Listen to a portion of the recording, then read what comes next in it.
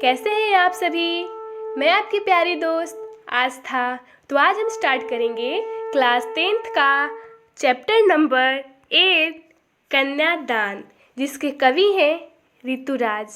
यहाँ पे हम आपके लिए ऋतुराज जी की एक बहुत ही ब्यूटीफुल सी पिक आपके लिए लेकर आए हैं, तो इसके लिए एक लाइक प्लीज़ कर दीजिएगा।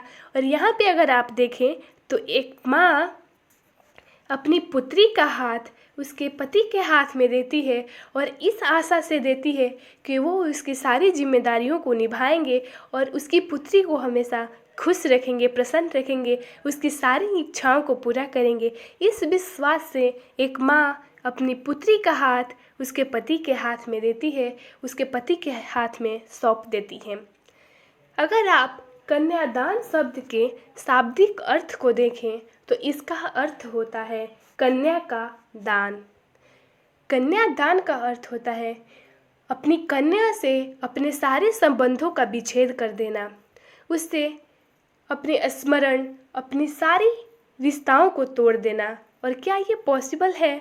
ये बिल्कुल पॉसिबल नहीं है, क्योंकि हम अपनी पुत्री को एक लड़की, अपनी पुत्री, अपनी बहन, अपनी नातिन और भी अदर रिश्तों से हमें उसे हमेशा याद करते हैं, उसे कभी भूल नहीं पाते। तो क्या ये दान हो सकता है? कभी नहीं हो सकता। ये दान कतई नहीं हो सकता, क्योंकि दान का ही अर्थ होता है उसे अपने सारे संबंधों को, अपने स्मरण, सभी संबंधों से विच्छेद कर देना। इसलिए अगर आप मेरे नज़रिए से देखें तो कन्यादान शब्द कतई सही नहीं है, यह गलत है। चलिए आगे देखते हैं। यहाँ पे दिखाया गया है कन्यादान चैप्टर के कुछ पंक्तियों को हम आपको यहाँ एक्सप्लेन करके बताते हैं।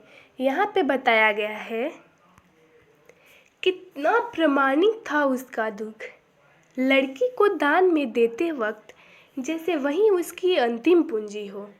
प्रामाणिक का अर्थ होता है वास्तविक, सच्चा, यानी उस माँ का दर्द कितना वास्तविक है, कितना सच्चा है जब वह अपनी लड़की का कन्यादान करती है। उसको ऐसा लगता है जैसे उसने अपने सारे जीवन भर की कमाई, उसकी अंतिम पूंजी को भी उसने दे दिया हो। क्योंकि अगर एक लड़की की बात करें तो अपने सारे बातें, अपनी सारी जितनी भी अच्छी बातें होती हैं, उसके दिमाग में जो चलता रहता है वो अपनी माँ के साथ शेयर करती है।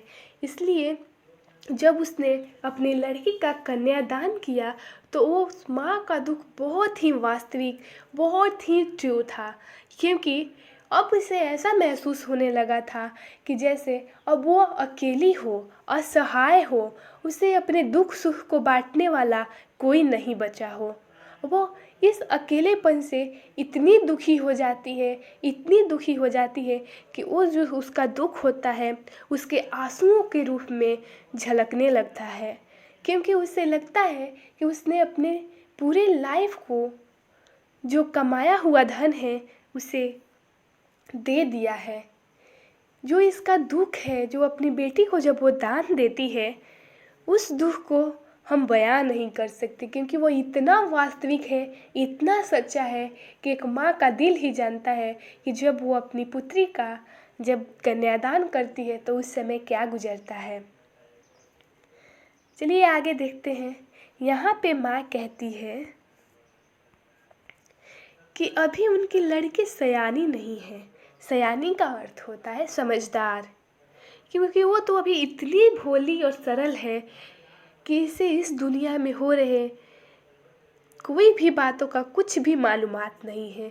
वो अभी बहुत ही इनोसेंट है, बहुत ही सिंपल है। उसे तो ये तक समझ नहीं आता कि वो अपने दुखों को कैसे बयां करे। सिर्फ उसने अपने मायके में सुख ही देखा है, सुख का ही नाम जानती है, क्योंकि उसके परिवार वाले उसे बहुत ही नाजों से पाल कर रखते हैं। इसलिए उसे पता ही नहीं कि दुख क्या होता है, सिर्फ सुख का ही आभास है, सिर्फ सुख को ही जानती है। अभी तो वो एक पाठिका है, एक पढ़ने वाली लड़की है, धुंधले प्रकाश की। धुंधला प्रकाश होता है आधी अधूरी बातों का ज्ञान होना, यानी कि उसे इस समाज में हो रहे बुरे कामों का पता नहीं। उसने अपने मायके में देखा है कि लोग बहुत ही प्यार से, बहुत इनोसेंस के साथ रहते हैं, बस उसे वही पता है। ये प्यार है, इनोसेंस है, सिर्फ इसी को जानती है। ये तो जानते ही नहीं कि इस समाज में बुरे लोग भी हैं जो बहुत ही शोषण जैसे काम भी करते हैं, इसलिए वह धुंधले प्रकाश की है। जो उसे समझ में आता है उसे तुकों के सहारे या कुछ लयबद्ध पंक्तियों के सहारे उसे एक्सप्लेन करने, उसे बयां करने की कोशिश करती है। इसीलिए माँ कहती है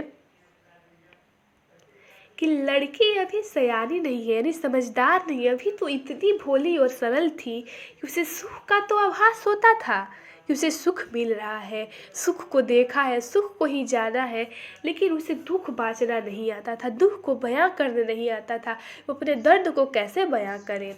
इसलिए वह पाठिका थी धुंधले प्रकाश की, कुछ तुकों और कुछ लयबद्ध पंक्तियों की। तो चलिए अब देखते हैं कि माँ जब अपनी पुत्री का कन्यादान करती है तो उस समय वह अपनी पुत्री को क्या सीख देती है, क्या नसीहतें देती है।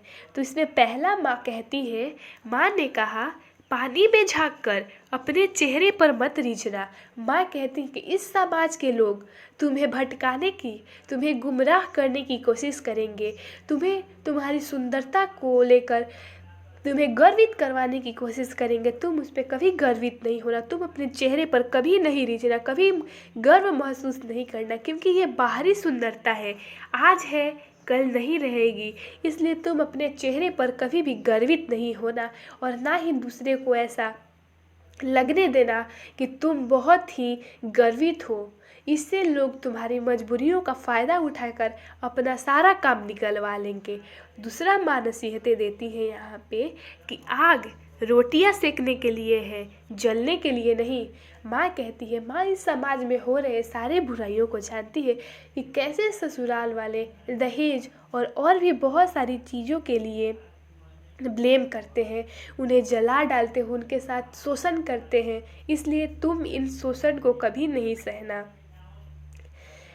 अगर तुम्हारे साथ अगर कोई शोषण होता है तो तुम उसका विरोध करना, उसको प्रोत्साहन कभी नहीं देना, क्योंकि अगर तुम इन सारे चीज़ों को, शोषण को सहती रहोगी तो तुम्हें लोग कमज़ोर, लाचार समझेंगे। इसलिए आग जो है सिर्फ रोटियां सेकने के लिए, जल कर मरने के लिए नहीं है। इसलिए कभी भी तुम्हारे साथ शोषण हो तुम उसका विरोध करना। माँ यहाँ पे जो तीसरी नसीहतें देती हैं, कहती है, वस्त्र और आभूषण शाब्दिक भ्रमों की तरह बंधन है स्त्री जीवन के। ये जो वस्त्र है और आभूषण है ये भ्रम है, ये भ्रम है, तुम इस भ्रम में कभी नहीं पड़ना। जैसे लोग दिल में भले ही कड़वाहट हो लेकिन मीठे बचनों से बोलते हैं ताकि तुम उस पर विश्वास करो, और वहीं पीठ पीछे बहुत सारी धोखा देते हैं। इसलिए तुम ठीक उसी तरह वस्त्र और आभूषण है, इस पे तुम ज़्यादा ध्यान मत देना, इससे दूरी बनाए रखना, क्योंकि ये भ्रम है, ये भ्रम की तरह है हमारे स्त्री जीवन में, जो बंधन में, घर गृहस्थी के कामों में बांध कर रख देगा, तुम्हें अपने सपनों को उड़ान भरने नहीं देगा, तुम्हें एक बंधन में बांध कर रखे रहेगा कि तुम घर गृहस्थी के कामों में ही सिर्फ ध्यान दो, अपने सपने, अपने उड़ान, तुम्हारी सारी इच्छाओं का गला घोट देगा। इसलिए वस्त्र और आभूषण ये सब से दूरी बना कर रखना।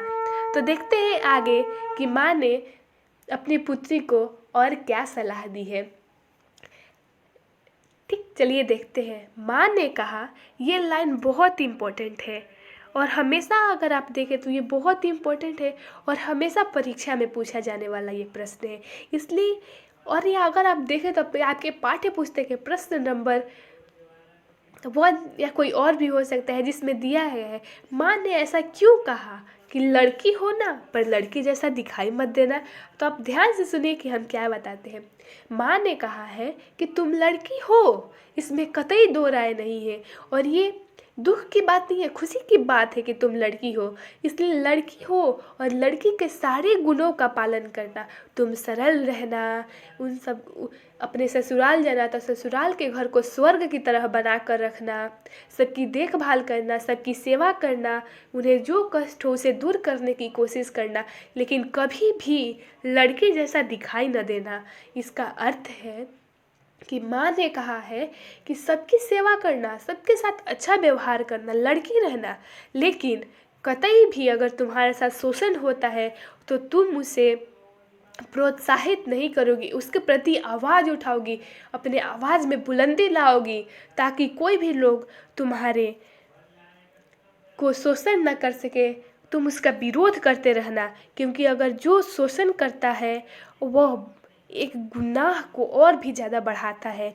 इसलिए तुम्हारे साथ हो रहे सारे शोषण का, बुरे कामों का तुम जवाब देना, उसको अपने में सहते नहीं रहना, क्योंकि यही बहुत बड़ा कारण होता है इस समाज में ऐसी बुराइयों को बढ़ावा देने का, जो दिन प्रतिदिन बढ़ती जा रही है। इसलिए तुम उसका मुकाबला करना, अपने आप को कभी कमज़ोर नहीं देखना, क्योंकि अगर लोगों को कमज़ोरी का पता चल जाता है तो उसे उसकी कमज़ोरी का बहुत फ़ायदा उठाते हैं। इसलिए तुम कभी कमज़ोर नहीं होना, ना ही कमज़ोर लगने देना, ना कभी कमज़ोर होना, हमेशा मजबूत रहना, फौलाद की तरह रहना।